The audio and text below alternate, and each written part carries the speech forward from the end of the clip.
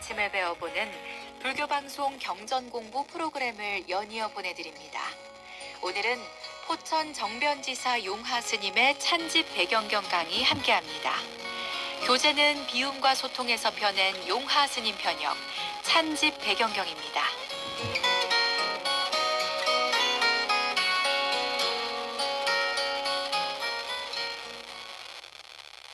안녕하세요. 오늘도 PBS 불교방송 경전 공부에 오신 걸 감사드리며 알기 쉽고 이해하기 쉬운 부처님 인과 말씀 찬집 배경경을 강독하겠습니다. 먼저 규경계를 봉독하겠습니다. 그 행위가 모든 세간에 이익을 주는 성자 부사의한 힘을 지닌 최상의 도사에게 귀합니다. 그 행위 부족하면서도 출가하여 무상의 깨달음을 얻은 성자가 공경하는 최상의 법에 귀합니다. 계율행위 공덕을 갖추고 네 가지 과유에 이르며 무상의 복전이는 성스러운 승가에 귀합니다. 이 세 가지 법에 귀함으로 복이 생겨 그 이력에 의하여 모든 장애는 끊어졌습니다. 지난 시간에 이어서 이제 우리가 계속 이야기했잖아요. 바로 실천이고 수행이고 자비. 지난 시간에도 우리가 모든 건 자기만 이익된 게 아니라 자기도 이익되고 남도 이익되는 거예요.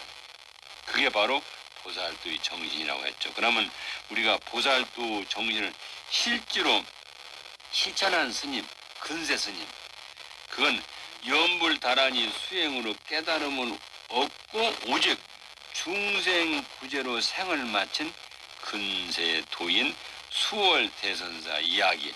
수행은 실천을 강조하고 오직 한 길만이 가라는 말씀 수월선사 얘기를 하나 해드리겠습니다. 수월 스님과 대비적 그림자 없는 성자 수월선사. 참 이 수월선사는 근세 최고의 도인이지. 어떻게 보면 허위진 사람들에게 주먹밥을 주고 갈 길 먼 사람에게 신발을 삼어 만들어주고 아픈 사람한테 자비 손길이 되어지는 수월선사. 글자 한자 모르는 까망 눈이었지만 잠조차 내려놓은 밤 사이에 깨달음이 찾아왔다. 생사요달하고서도 고통받는 사람을 외면할 수가 없어 북한도 땅 소목이꾼이 되어 그의 본디 모습을 공양했습니다. 모든 생명을 자비로 대하며 이승을 다하는 그날까지 중생에 바친 그의 불가사의한 삶이 여기 강물에 언뜻 비춰냅니다. 진짜 그 수월 스님은 경어 큰 스님의 제자인데 이제 쭉 이야기가 나오겠지만은 실제로 이 스님은 실천 실행을 그대로 한 스님이에요. 실천 수행을.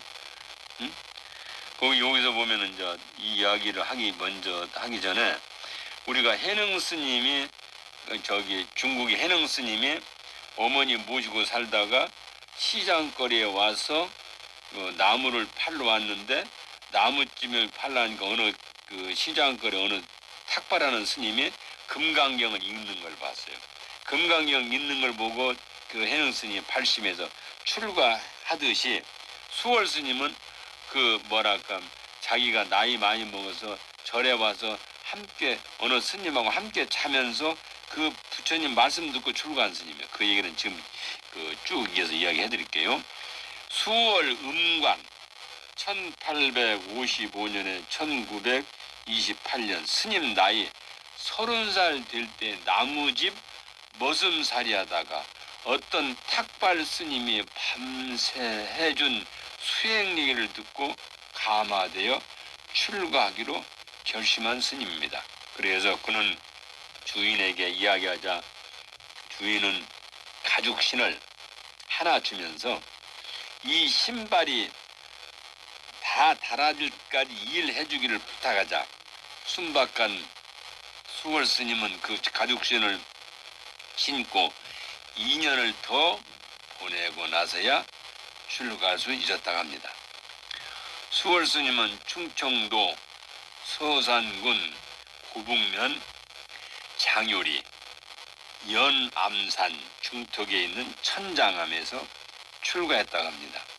1882년 이 절은 바로 금세 이 땅의 선의 거장인 경허선사가 1년 3개월 동안 보림 수행을 한 곳이기도 합니다. 저도 이 천장암 한번 가봤어요.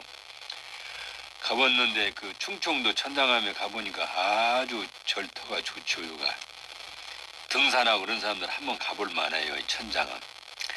계룡산 동학사에서 불꽃 같은 용맹정진으로 깨달음을 얻은 경허선사는 1880년 보림 수행하려고 서산 천장암으로 온 것입니다. 그곳에는 경허선사의 친형인 태허 성원 스님이 주지로 홀 어머니 박씨를 모시고 있던 절입니다. 수월 스님은 글자를 전혀 모르셨답니다. 그래서 나무하고 방아만 찧었답니다. 수월은 천수경 외우기를 좋아했고 특히 대비주, 신묘장구 대단한 일을 밤낮으로 틈만 나면 외우고 또 외웠답니다. 수월 스님이 천장암에 찾아간 지 1년 뒤, 그러니까 수월 스님이 천장암에 오신 지, 쉽게 말해 창자로 오신 지 1년 뒤에 14살 어린 동자가 왔습니다. 그가 뒤에 경허 스님의 법제자가 되는 만공 스님이었답니다. 어린 만공은 경허 스님이 써준 소개장을 가져왔기에 그해 12월 8일 성도일에 삼위계를 받고 이름을 월면이라고 했답니다. 또 그 무렵에 천진도인으로 이름난 해월 스님도 천장암에 오셨답니다. 수월 스님이나 해월 스님은 또 9살이 아래였고 만공 스님보다는 16살이 위였던 거죠. 그러니까 수월 스님이 제일 사형님이 됐죠. 그 다음에 둘째가 해월 스님, 셋째가 만공 스님이죠.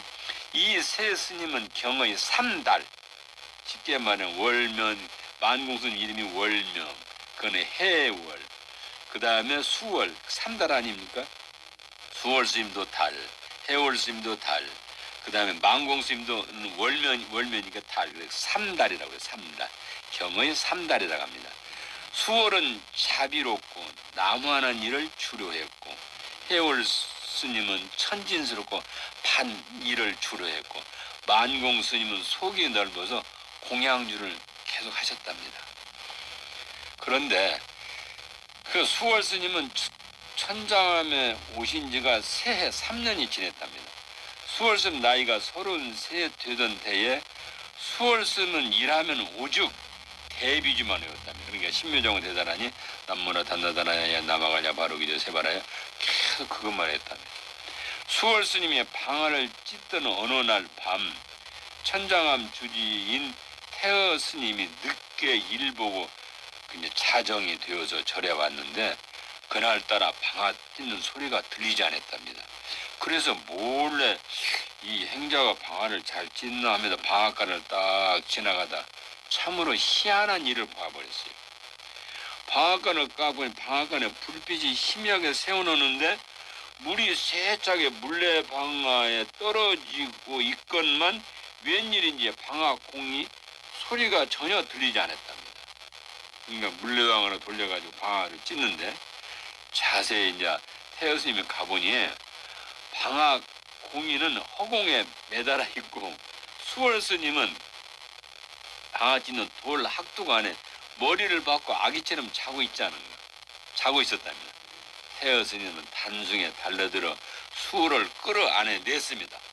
그러자 그 순간 방아꾼이 공이가 태산 같은 소리를 내며 쿵 소리를 내며 방아를 찢기 시작했습니다. 그러니까 이때부터 해월 스님은 벌써 이런 신장님이 도웠고 그 팔부 신장이 다 도왔다고 볼 수가 있죠. 이건 불가사한 이런 게 진짜 불가사한 일입니다. 다른 게 불가사한 일이고 이런 게 불가사한 일이에요. 방아를 찢는데 이 물레방아로 방아를 찌면서 방아꼬이가 방아를 찌어야 되는데 그 수월 스님이 방아꼬이 그 밑에 가가지고 이 큰 방앗공이가 떨어지면 그게 사람 죽는 거예요. 그런데 거기서 스님은 주무시고 있는 방앗공이가 떨어져 그냥 물레방아는 돌아가는데 떨어지지 아니. 이런 것이 불가사의하다고 하는 거예요.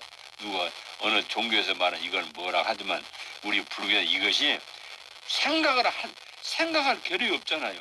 그 사람의 생각으로는 생각이 안 돼. 그보다 불가사의하다는 불가사의.